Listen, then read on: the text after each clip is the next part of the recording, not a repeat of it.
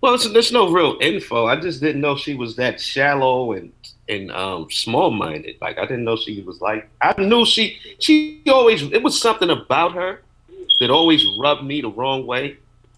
Bronzy? Yes, Bronzy. There was always something about her that rubbed me the wrong way, but I couldn't put my finger on it. But last night I finally got to see what it was, and yeah, she was, and look, people are gonna disagree back here all the time, There's no reason for you to act like a bitch. And what she was saying was just totally wrong anyway. But like I said, she was saying that homosexuals are victims. People target them all the time. They're the most targeted people in America. They can't get jobs because they're discriminated against. And I'm like, dude, the LBGT community is probably the most powerful community in America. What are you talking about? We have laws that punish people more severely if you do something to them opposed to an average person. What are you talking about? And I said the reason most of the people that commit violent acts against these people are LGBT themselves. And a lot of them get attacked or injured or killed because a lot of them are in the sex trade, which is a very dangerous trade. A lot of them is into prostitution. Come on. She totally disagreed with that, and she just was, I don't know.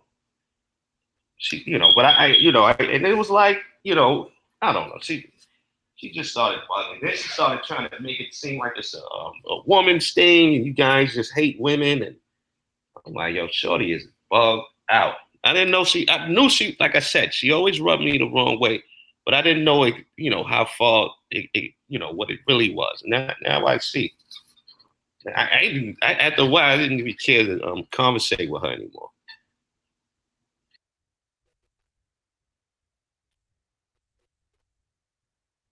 What do you think of that, Kim? Go ahead, Sydney. Well, it's not anything we don't know. But what I don't understand is why is she so um, extremist and in activism with or for the transgender? Like, why specifically transgender? I mean, how are they so oppressed in the United States that they need Bronzy to stand up for them? I don't get it. Right. She almost reminded me of one of those Petta people. And I told her, I said, look, you're probably a first generational American, or maybe you wasn't even born here. Maybe, you came here later on. And, but obviously you grew up in a household that wasn't American. Obviously your parents aren't American. And where you come from, and she refused to tell me where she was from. She didn't want to tell me where she was from. But I said, where you're from, it is a fact that gays, lesbians, and women are oppressed. And it seems like you're trying to project what goes on where you're from, and you're trying to make it seem like that's a problem here when it's really not.